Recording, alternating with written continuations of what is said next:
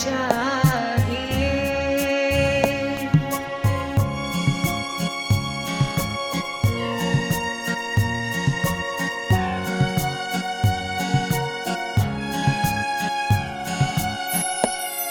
भटकती जा रही है जिंदगी अनजान राहों में,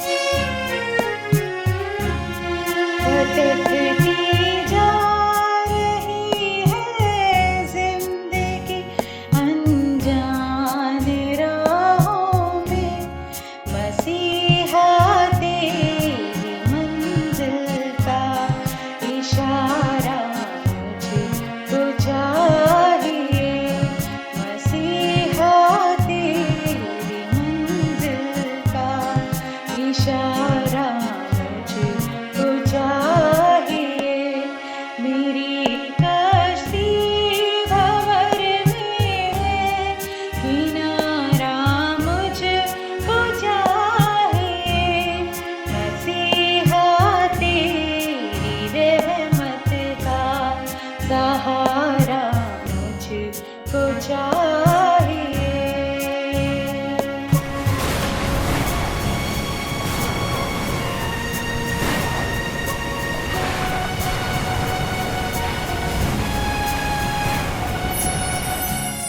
न जाने कब कहाँ पर जिंदगी की शाम हो जाए। न जाने कब कहाँ पर जिंदगी की शाम हो जाए। मेरी तकदीर का रोशन सितारा मुझको चाहिए। मेरी तकदीर का रोशन सितारा मुझको चाहिए। मेरी कश्ती भंवर में है, किनारा मुझको चाहिए। मसीहा तेरी रहमत का सहारा मुझको चाहिए। प्रिय भाइयों और बहनों, आप जो ये संदेश सुन रहे हैं, मैं आप सभी का प्रभु यीशु मसीह के नाम में स्वागत करता हूं। ये वचन स्वर्ग से इस पृथ्वी पर पधारे हुए संसार के एकमात्र उद्धारकर्ता प्रभु यीशु मसीह के बारे में बाइबल में लिखा हुआ है। इस पृथ्वी पर आकाश के नीचे सिर्फ एक ही नाम दिया गया है जिससे में लोग उद्धार पा सकते हैं, और वो नाम है प्रभु यीशु मसीह का। वो कैसे उद्धार करता है? उनके संसार में आने के पहले कई एक भविष्यवाणियां थीं, लेकिन उसमें से एक भविष्यवाणी से मैं 2 आयतें आपको पढ़ के सुनाना चाहता हूं। यशायाह नबी का 9 अध्याय और उसका 6 और 7 वचन। वहां पर प्रभु यीशु मसीह के इस दुनिया में जन्म लेने के 550 साल पहले यूं लिखा गया, क्योंकि हमारे लिए एक बालक उत्पन्न हुआ, हमें एक पुत्र दिया गया है और प्रभुता उसके कंधों पर होगी, और उसका नाम अद्भुत, युक्ति करने वाला, पराक्रमी परमेश्वर, अनंत काल का पिता, शांति का राजकुमार रखा जाएगा। उसकी प्रभुता सर्वदा बढ़ती रहेगी और उसकी शांति का अंत न होगा। इसलिए वो उसको दाऊद की गद्दी पर इस समय से लेकर सर्वदा के लिए न्याय और धर्म के द्वारा स्थिर और संभाले रहेगा। सेनाओं के प्रभु की धुन से ये हो जाएगा। यहाँ पर हम पढ़ते हैं, यशायाह नबी लिखता है, हमारे लिए एक बालक उत्पन्न हुआ और एक पुत्र दिया गया। यहाँ पर प्रभु यीशु मसीह के बारे में हम 2 बातें पढ़ते हैं, वो बालक भी हैं, वो पुत्र भी हैं। अर्थात मनुष्य के रूप में, एक बालक के रूप में संसार में उन्होंने जन्म लिया, लेकिन परमेश्वर के पुत्र के रूप में वो संसार में पधारे। बालक जन्म लेता है, लेकिन परमेश्वर का पुत्र सदाकाल से पिता के साथ है, उनका सदाकाल का जीवन है। वो कभी पैदा नहीं होते, वो थे, हैं और सर्वदा रहेंगे। इसलिए प्रभु यीशु मसीह के बारे में यहाँ पर हम पढ़ते हैं, उनके दो रूपों के बारे में लिखा हुआ है। वो मनुष्य भी हैं और वो परमेश्वर हैं। मनुष्य के रूप में वो बालक हैं, परमेश्वर के रूप में वो परमेश्वर के पुत्र हैं। और यहाँ पर लिखा गया है, और प्रभुता उसके कंधों पर होगी और उसका नाम अद्भुत, युक्ति करने वाला, पराक्रमी परमेश्वर, इत्यादि इत्यादि लिखा हुआ है। प्रभुता उसके कंधों पर होगी। कहने का क्या मतलब है कि प्रभु यीशु मसीह संसार पर राज्य करने आएगा।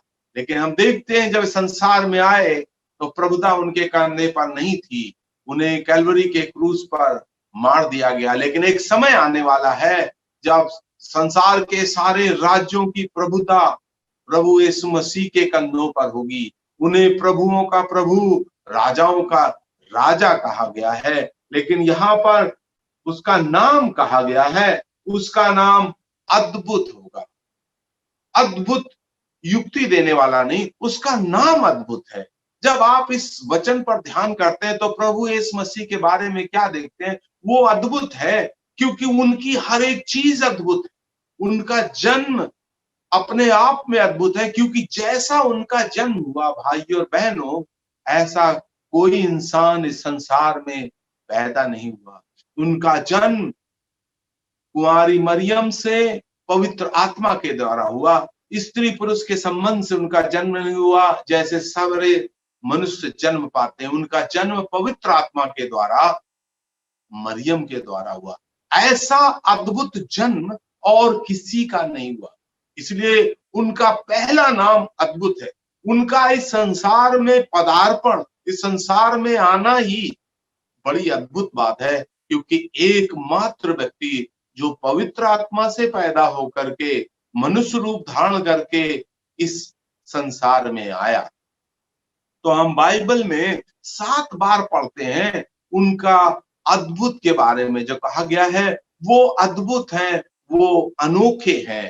तो हम पढ़ते हैं जब उनका जन्म हुआ तो हम लूका के सुसमाचार के 2 अध्याय में पढ़ते हैं कि स्वर्गदूतों ने गड़रियों को दर्शन दे करके कहा, तुम्हारे लिए बैतलहम शहर में एक उद्धारकर्ता का जन्म हुआ है। और हम देखते हैं स्वर्गदूतों का संदेश पाकर गड़रिये बालक यीशु को देखने के लिए गए। और जब हम देखते हैं जब बालक यीशु को देख करके वो लौट रहे थे तो आपस में बातें कर रहे थे। और हम वहां पर पढ़ते हैं गड़रियों की बातों को सुनकर लोगों को अचंभा हुआ। क्या अचंभा हुआ? परमेश्वर का पुत्र जब इस संसार में आया, साधारण लोगों के पास स्वर्गदूतों ने वो संदेश पहुंचाया।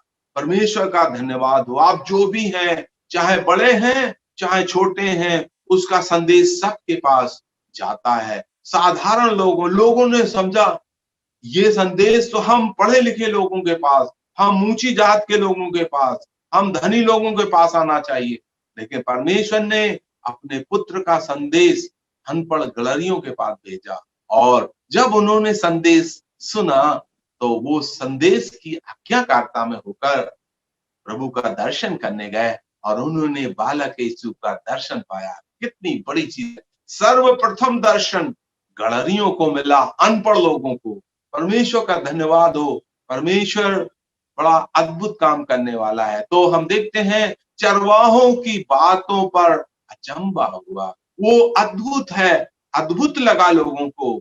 और हम दूसरी बात पढ़ते हैं लूका के 4 अध्याय के 22 वचन में, जब प्रभु यीशु मसीह संदेश सुना रहे थे तो लोग जो उनकी बातें सुन रहे थे, तो वहां पर हम ऐसा पढ़ते हैं जो शब्द उसके मुंह से निकलते थे उस पर लोगों को अचंभा हुआ। ऐसी बातें किसी ने नहीं कही। भाइयों और बहनों, मैं आपसे ये कहना चाहता हूँ, शायद आपने बाइबल पढ़ी है या नहीं पढ़ी, लेकिन मैं आपसे कहना चाहता हूँ अगर आप बाइबल पढ़ेंगे तो आपको ये अचंभा अवश्य होगा। जो बाइबल में लिखा हुआ है ऐसा कहीं नहीं लिखा हुआ है। ये बहुत अद्भुत पुस्तक है। परमेश्वर का धन्यवाद हो। प्रभु यीशु मसीह के मुंह से जो शब्द निकले हैं वो मनुष्य के शब्द नहीं, वो ईश्वर के शब्द थे। तो हम देखते हैं प्रभु यीशु मसीह के शब्दों को सुनकर लोगों को अचंभा हुआ। मैं आज आपसे ये कहना चाहता हूं, क्या आपने इस पवित्र शास्त्र बाइबल को पढ़ा है? क्या आपको कुछ अद्भुत लगाकर? नहीं। तो आज आपको पढ़ने की आवश्यकता, प्रभु यीशु मसीह को जानने की आवश्यकता है। फिर हम देखते हैं उनके जो प्रकृति की शक्ति पर जो उनको अधिकार था। हम देखते हैं जब वो बोट में समुद्र वहां झील में जा रहे थे तो बड़ा तूफान आया और बोट डूबने वाली थी, और प्रभु यीशु मसीह ने उस आंधी तूफान को रोका और आंधी और तूफान दोनों थम गए, समुद्र की लहरें थम गईं, और उसको देखकर उनके चेलों को अचंभा हुआ। ये कौन सा व्यक्ति है जिसके कहने से आंधी तूफान रुक जाता है, पानी और हवा भी उसकी आज्ञा मानते हैं? कोई ऐसा व्यक्ति क्या आपने सुना है जो आया हो और जिसके कहने से हवा और पानी भी रुक जाए? लेकिन हवा और पानी भी उसकी बात मानते क्योंकि वो सृष्टिकर्ता परमेश्वर है। भाइयों और बहनों, आप उनकी शक्ति पर अगर ध्यान करेंगे, उन्होंने क्या क्या चंबे के काम किए हैं, ऐसा कोई व्यक्ति नहीं कर सका है और न कर सकेगा। फिर हम देखते हैं उन्होंने जो दुष्ट आत्माएं निकाली, कई लोग दुष्ट आत्माओं से प्रभावित थे, और उन लोगों को जब प्रभु के पास लाए तो प्रभु ने दुष्ट आत्माओं को डांटा और दुष्ट आत्माओं को निकाला। और जब दुष्ट आत्माओं को निकाला, इसका विवरण जो है हम लूका के 9 अध्याय में 42-43 वचन में पढ़ते हैं, तब वहां पर लोगों को महासामर्थ्य के काम, प्रभु यीशु मसीह के शब्दों को सुनकर दुष्ट आत्मा भी भाग गया। तो लोगों को प्रभु यीशु मसीह का जो अधिकार था दुष्ट आत्माओं को निकालने का, उस अधिकार को देखकर लोगों को अचंभा हुआ। फिर हम पुराने नियम में देखते हैं प्रभु यीशु मसीह का संसार में आना हमारे पापों के बोझ को उठाना था, और जब कैलवरी के क्रूस पर उन्होंने पापों के बोझ को उठाया, हम पढ़ते हैं उनके आने के पहले ही लिखा हुआ था। जब हमारे पापों का बोझ उनके ऊपर डाला गया था, तो हम देखते हैं वो दुखी पुरुष था और वो रूप से कुरूप हो गया और वो मनुष्य न जान पड़ता। अर्थात जब क्रूस पर प्रभु यीशु मसीह को सताया गया, उनका क्रूसीकरण हुआ, उनका शरीर का हाल का बेहाल हो गया।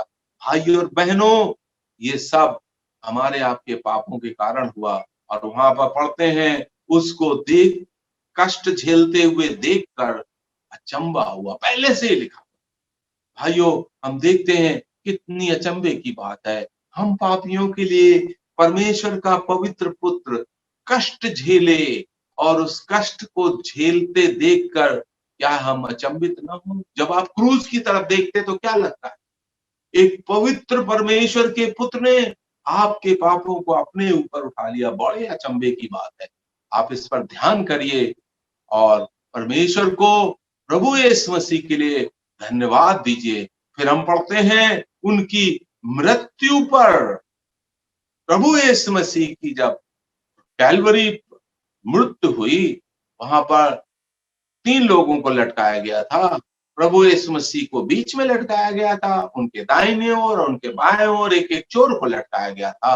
और वहां का जो गवर्नर था पिलातुस, उसने सिपाहियों को भेजा, क्योंकि अगले दिन सबत का दिन था, कि अगर वो नहीं मरे हैं तो उनके पैर तोड़े जाएं। और जब सिपाही प्रभु यीशु मसीह को देखने आए कि मरे हैं कि नहीं मरे हैं, तो हम देखते हैं दोनों चोर तो नहीं मरे थे, उनके पैर तोड़े गए, लेकिन प्रभु यीशु मसीह मर चुके, अर्थात उनकी मृत्यु पर अचंभा हुआ। वहां पर हम पढ़ते हैं पिलातुस को अचंभा हुआ। इसका विवरण हम मरकुस के 15 अध्याय के 44 वचन में पढ़ते हैं।